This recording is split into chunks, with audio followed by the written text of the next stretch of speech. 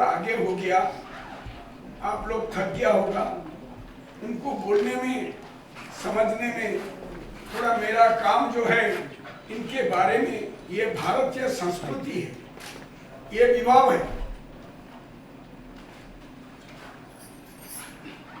हमें आज संतोष हो कि 3 दिन से चले हुए विभिन्न कार्यक्रम, विभिन्न जो वातावरण में जिस कार्यक्रम को संचालित किया गया, तो उसमें बहुत कुछ हम सीखा है।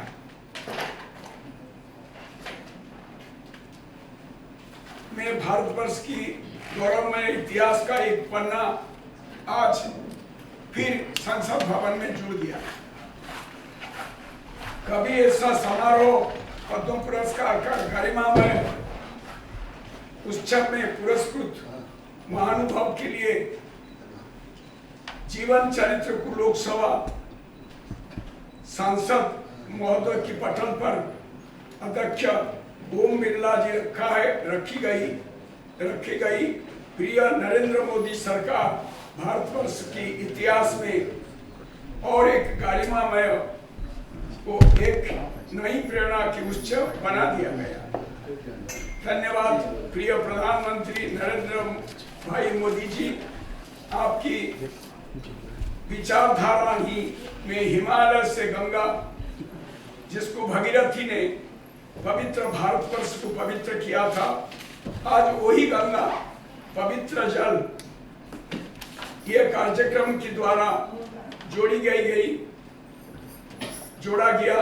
आज के यही उत्सव का आखिर दिन में मेरे को कुछ बोलने के लिए मौका मिला।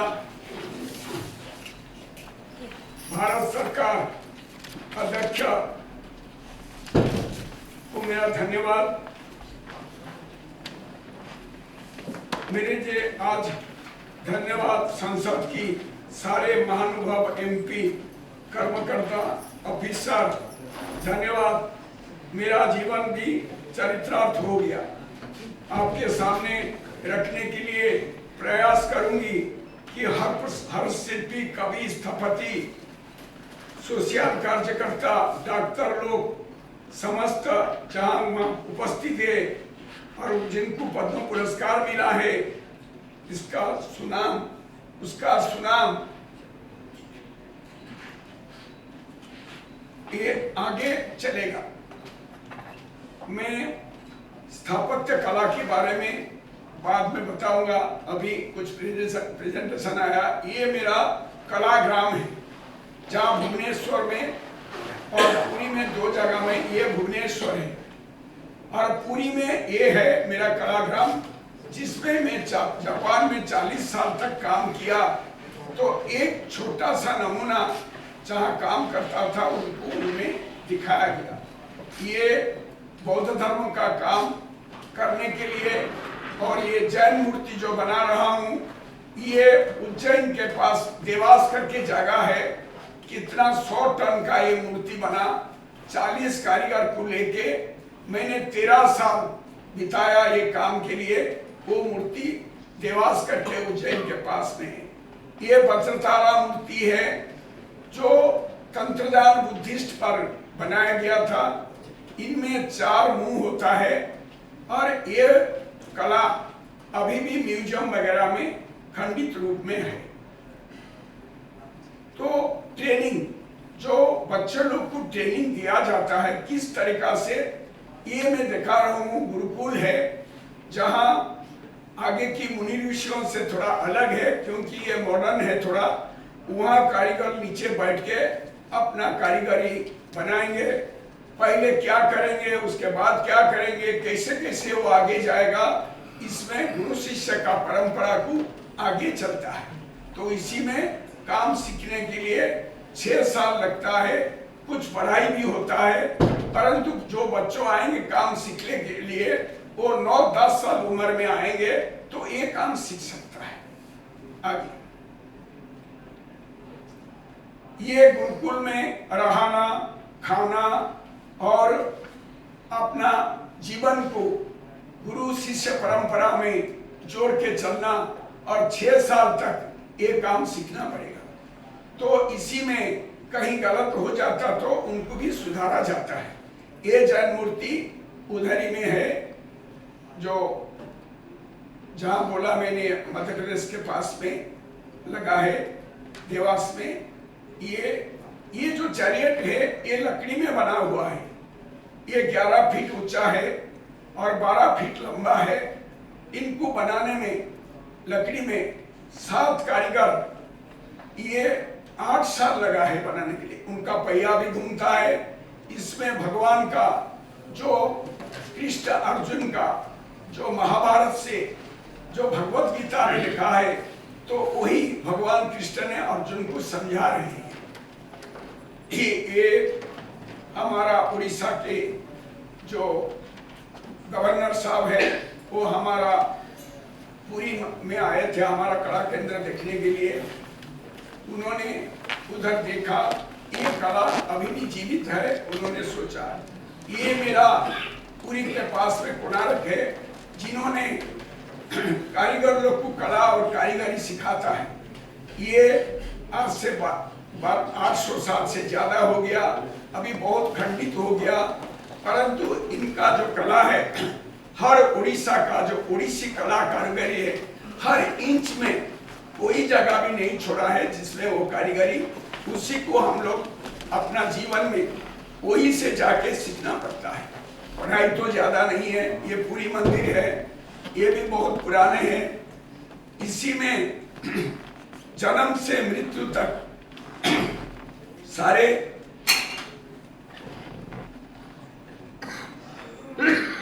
कारीगर भरी हुई है। आजकल इसका जो काम है, भारत सरकार में उनको आर्कियोलॉजी डिपार्टमेंट से लेके उसको ठीक से बनाने के लिए कोशिश जारी किया है। तो भी अच्छा कारीगर को लगा के काम करता तो अच्छा होता, परंतु जो कारीगरी में सिद्धास्त नहीं है, आर्कियोलॉजी डिपार्टमेंट उसको लेता है, वो अच्छा बनने के जगह में बुरा हो जाता है। तो इसके ऊपर में मैं भारत सरकार को ध्यान देने के लिए और यहाँ का संसद को मैं बताऊंगा कि ये राजस्थान में है, ये कारीगरी अभी भी जीवित है। राजस्थान में ये कारीगरी भी अभी बन रहा है। पत्थर कारीगरी एक बहुत बड़ा कठिनाई काम है। एक बार बनाते बनाते कट गया, मूर्ति चल गया, तो उनका दोबारा उनको वापस नहीं होता है। हर कारीगरी में कुछ वापस होता है, उनको रेक्टिफाई होता है।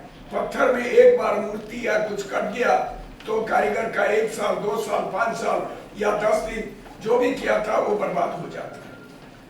आज देखिए भारत का संसद भवन, वो भी उसी जमाना में बना था। कितना पत्थर में कितना सुंदर से संसद भवन बना है। अभी ये चीज कर्नाटका में संसद भवन है, आगे जो बनेगा तो ये देखिए कर्नाटका संसद भवन कितना सुंदर है। कारीगरी अभी भी कर्नाटका में कारीगर बनाने के लिए कुछ तो है, परंतु आगे की माफी कारीगर नहीं है। तो इसका दूसरा भी बना, वो एक ही बनाया गया। तो मेरा प्रार्थना कि ये कारीगरी को आगे जीवित रखने के लिए करना पड़ेगा। उड़ीसा का देखिए, ये हमारा उड़ीसा का राजधानी का जो सेक्रेटेरिएट है, उसमें सारे सीमेंट कंक्रीट में बना है, परंतु उड़ीसा में इतना विभव कारीगरी होते हुए भी अभी उसमें एक बिंद भी कारीगरी लगाया गया नहीं है। तो ये आगे होना चाहिए। और देखिए आजकल सब जो बिल्डिंग बनता है, सारे इंडस्ट्री हो, सरकारी हो, बेसरकारी हो, सिर्फ सीमेंट कंक्रीट में बनता है। परंतु पहले जमाना में राजा लोग ने जो भी जगह से बनाता था, दफ्तर से लेके राजवाटी से लेके घर, उसी में कुछ ना कुछ भारतीय संस्कृति का कलाकृति होता था। अभी ये बहुत पीछे हो गया। तो इसको आगे करने के लिए मेरा संसद भवन में आज सरकार को प्रार्थना है। ये उड़ीसा का राजधानी के पास एयरपोर्ट है, इसी में मेरा मूर्ति लगा। आप देखिए ये अभी कम से कम 15 साल 10 साल पहले मैं बना के लगाया। तो ये भी बहुत वजनदार है, ये कम से कम 20 टन की माफिक काम है। इसको बना करके मैं उधर किया। इनका अभी जो भी एयरपोर्ट से जाएंगे वो उसको देखेंगे, और अंदर में भी बहुत सारे मूर्ति भी लगा है एयरपोर्ट में। ये अच्छा बात है, भारतीय उड्डयन मंत्रालय ने इनका काम किया। तो ये मालूम होता कि उड़ीसा में जाए तो क्या देखेंगे, परंतु इसको देखने के बाद हमारे पास कुछ कुछ आदमी आके एक काम को देखते हैं। तो आगे ये हमारा भारत का अस्त्र शस्त्र जो बनाया जाता NSTL है, उनका ऑफिस है। उनका सामने देखिए कितना सुंदर से उनका ऊपर में और नीचे में मूर्ति, और सारा अंदर में भी बहुत मूर्ति लगाया गया। विशाखापट्टनम में भी है और उड़ीसा में भी है, ये दोनों जगह में लगाया गया। ये हमारा उड़ीसा का ये चित्र नहीं है, तो भी उड़ीसा में बहुत अच्छा चित्र, बहुत अच्छा बुनकर साड़ी बनाता है उड़ीसा साड़ी। तो ये जो उड़ीसा साड़ी का बॉर्डर है ये बहुत सुंदर है। तो एक बिल्डिंग अभी उड़ीसा सरकार ने बनाया जिसका चित्र में साड़ी जो उड़ीसा का बहुत महत्व रखता है, उड़ीसी साड़ी जो संबलपुरी साड़ी होता है, तो इसको लगाया। उनको देखने के बाद सबका इच्छा होता है, और आजकल भी बहुत सारे दुनिया में ये साड़ी, ये ड्रेस में ये कपड़ा यूज होता है। ऐसा भी आगे उसको और आगे प्रमोट होना। ये बुद्ध मंदिर है, ये तो दार्जिलिंग में है। तो ये दार्जिलिंग पीस पैगोडा जापान की तरफ से बनाया गया बौद्ध धर्म के लिए। फूजी गुरुजी महाराज ने आया, उड़ीसा में भी बनाया, वर्धा में भी बनाया कुछ काम, और भारतवर्ष में बहुत जगह में बनाया। इनके लिए अमेरिका से, लंदन से मैं बहुत कंट्री गया, उनके साथ में घूमते घूमते ये स्तूपा का चारों तरफ से भगवान बुद्ध की जातका मूर्ति में बना के लगाया। बुद्ध की चरित्र जो भगवान बुद्ध ने हमारा देश में पैदा होके हमारा कितना संस्कृति को, हमारा जो जीवन का धारा को, भारत का जो पंचशील नीति जो अभी चल रहा है भारतवर्ष, ये बोधि चक्र भी हमारा भारत का सिंबल है, और अशोक स्तंभ भी जो है वो बुद्धिस्ट का सबसे प्राचीन कलाकृति है। तो ये मंदिर जो बना है अभी दिल्ली में, एक बौद्ध स्तूपा आपका काले खान के पास अभी बन गया है। ये मेरा द्वारा उसका काम का सराहना किया। यहाँ भारत सरकार ने DDA को बोल के जमीन दिया, अभी उसमें बना। आगे अक्टूबर 23 तारीख को इनका पीस म्यूजियम भी और दोबारा उसका इनॉग्रेशन होगा। उसी में चारों तरफ भारत का जो बौद्ध धर्म सारा दुनिया में जाके कैसे उनको, सारा दुनिया को उनका मार्गदर्शन किया, शांति का कैसे फैलाया, अशोक महाराजा ने भारतवर्ष से कैसे उनको दिया। फूजी गुरुजी भारत में आके ये भारत से बौद्ध का जो लिंक अस्थि लेकर के भारत एशिया महादेश छोड़ के सारा दुनिया में किया, तो उनका लिंक अभी इसमें रखा गया। तो इसका चारों तरफ अभी हमारा DDA को प्रार्थना है। अभी हरदेवपुरी महोदय मंत्री जी को मैंने इसका प्रार्थना किया, DDA इसके जो पीस म्यूजियम बनता है, हम भारत का महान जो बुद्ध धर्म है, अशोक महाराजा ने उनको दुनिया में फैला था। हमारा पंचशील नीति, महात्मा गांधी से कैसे फूजी गुरुजी का संबंध हुआ, विनोबा भावे का आश्रम में कैसे वर्धा में फूजी गुरुजी रहा करके भारत का बुद्ध धर्म का पढ़ाई किया, इनको चरित्र को लगाना चाहिए। DDA को अभी कल हमारा मंत्री महोदय हरदेव सिंह पुरी ने बता दिया, तो शायद ये काम होगा तो अच्छा होगा। और मेरा जो ये जो मूर्ति आप देख रहे हैं, ये ब्लैक स्टोन में है और सैंडस्टोन में उनका आर्च है। ऐसा बहुत जगह में ऐसा मूर्ति मैंने सारा दुनिया में लगाया। ये भुवनेश्वर में भी एक रोड के बगल में DDA ने लगाया। ये लैंप है जिसमें लाइट जलता है, पत्थर के अंदर में भी पहले दिया जलता था, आजकल इलेक्ट्रिक लाइट चलता है। ये मेरा आश्रम का अंदर में 5000 से ज्यादा मूर्ति है, 300 से ज्यादा बच्चा ट्रेनिंग लेते हैं, काम करते हैं, दुनिया भर में इसका काम जाता। हम उड़ीसा में एक्सपोर्ट भी हमारा काम भी होता है। ये गुरुकुल आश्रम में जाने का अंदर में ये रोड है, तो अंदर जाएंगे तो 2.5 से 3 एकड़ जमीन में बहुत काम हो रहा है। कभी आप लोग आए, ये काम को देखे, हमें प्रश्न करे, ये काम आगे कैसे रहेगा, इनका अभी बहुत बड़ा चिंता है। भारत सरकार को मेरा प्रार्थना है, जब ये सेंट्रल विस्टा बनता है, भारतीय संस्कृति कला ऐक्य हमारा संसद को मेरा प्रार्थना है कि उसका अंदर में हर कारीगरी का कुछ कुछ नमूना होना चाहिए, जो कि भारतवर्ष आएंगे बाहर देश से, वो देखेंगे हमारा कला कितना ऊंचा सम्मान की चीज है, ये होना चाहिए। मैं अभी भी एक बहुत बड़ा जो सूर्य मूर्ति भारत का जो है सबसे डिफिकल्ट काम है, उनको बनाने में कितना 10, 15, 20 साल कारीगर को लग जाता है। तो वो ब्लैक स्टोन में होने से 1 इंच का काम महीना लग जाता है, उसका जो कपड़ा का कारीगरी है। सूर्य मूर्ति में अभी बना रहा हूँ, हो सके तो मेरा निवेदन है कि संसद ने ये बात रखेंगे पटल पर, तो ये मूर्ति 5 फीट स्टैंड जिसमें पंचशील नीति भारत का चलता वो लिखाई होगा देवनागरी में, और उसके ऊपर सूर्य खड़ा होगा। तो ये सूर्य का कोई धर्म नहीं है, ये दुनिया को बचाने वाला हमारा सूर्य है।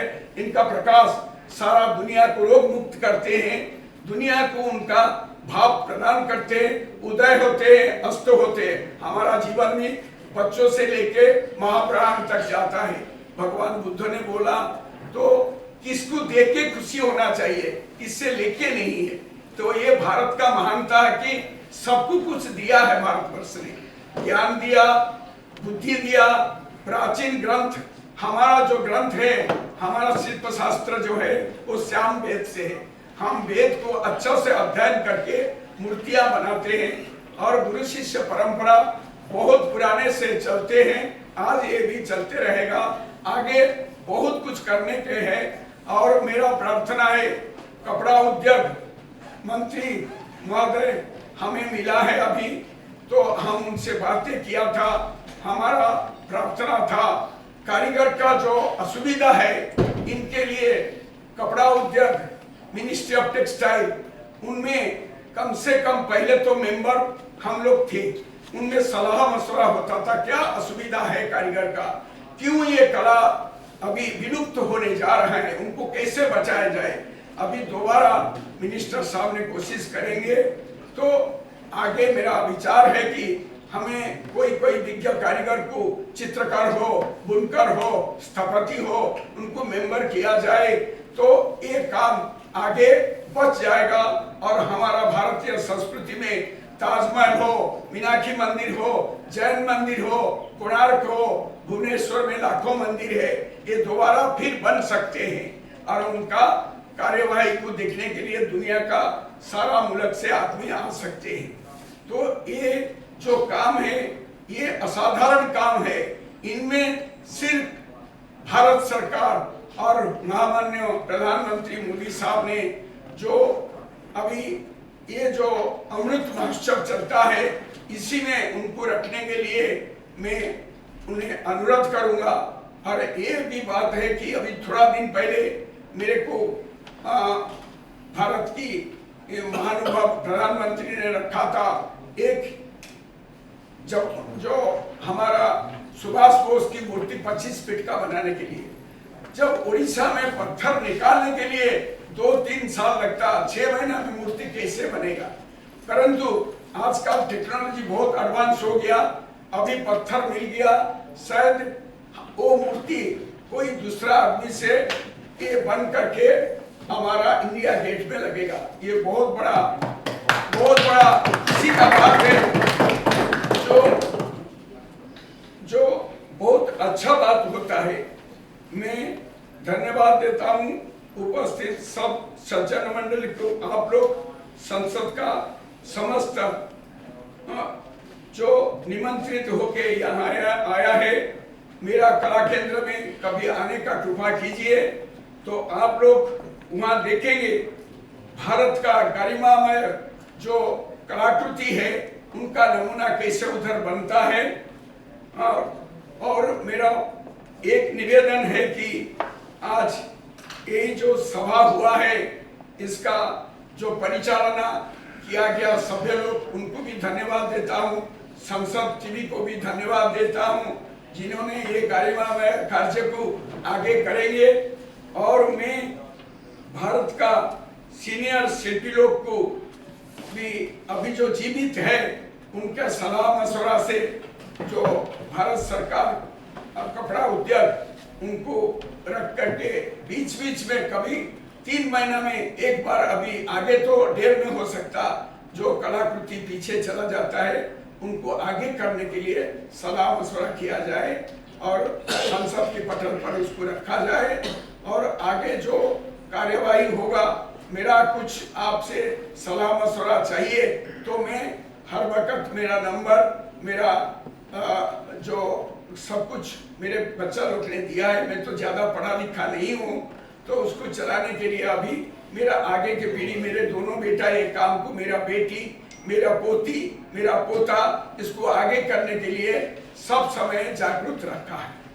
तो मैं आपसे निवेदन करता हूँ कि जो ये कार्यक्रम हुआ है, मेरा भारतवर्ष की जो लास्ट में बोला था सेंट्रल विस्टा में कुछ ये काम कुछ रहे तो हमारा भारत वर्ष को घूम के 15 दिन 20 रोज नहीं लगेगा, थोड़ा समय में ये सब लोग का नजर में आ सकता कि ये भारत कितना महान देश है। हम धन में बड़ा, कितना बड़ा था हमारा धन, हमारा भारतवर्ष का विभव, जो कि हम इतना बड़ा बड़ा मंदिर बना सका। कोई भी देश इतना बड़ा चीज को बनाने में सक्षम नहीं होगा, वो बनाना असंभव चीज है। सिर्फ भारतवर्ष में ये कला था, अभी है, आगे रहेगा। इसको बचाने के लिए आप लोग का प्रयास होना चाहिए। धन्यवाद। जय भारत। बहुत सुंदर प्रण हमारे देश में अगर इस तरह की जगह जगह ऐसी कलाकारी, ज्यादा से ज्यादा भारत सरकार को प्रमोट करना चाहिए जिससे इंडिया की ये कलाकृति और ज्यादा मशहूर हो और हमारे युवा और बच्चे ये सीखें, ताकि ये भी कोई कलाकृति ये खत्म ना हो जाए, क्योंकि ये खत्म होने के कगार पे है, ये चलती है, ये और किसी देश में नहीं है जो यहाँ पर है। सर मैं माफ़ करें, मैं अब जो भी हमारे मशहूर लोग हैं सबसे आग्रह करूंगा कि इस स्थापत्य कला को बचाने के लिए आप एक मंच पे आएँ और माननीय महोदय से या सांसद, सारे सांसदों जैसे मेरा एक प्रार्थना भी है कि इस कला को वास्तव में जीवंत करना आपका दायित्व है। इसको जरूर अपने पॉलिसी के थ्रू इसको प्रमोट करें। Thank you.